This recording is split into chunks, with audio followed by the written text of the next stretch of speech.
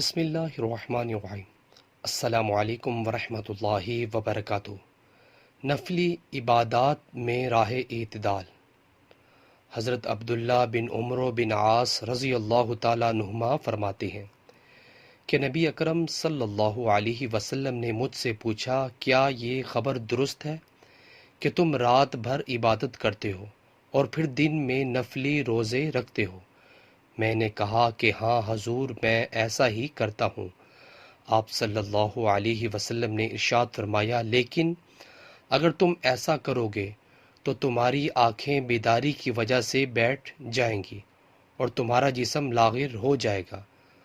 جان لو کہ تم پر تمہارے نفس کا بھی حق ہے اور بیوی بچوں کا بھی، اس لیے کبھی نفلی روزہ بھی رکھو اور کبھی بلا روزے کے بھی رہو، جا کر عبادت بھی کرو اور نیند بھی لو۔ ماشاءاللہ، صحیح بخاری کی حدیث ہے۔ سو ویورز، ویڈیو کو آگے شیئر کریں۔ جزاک اللہ۔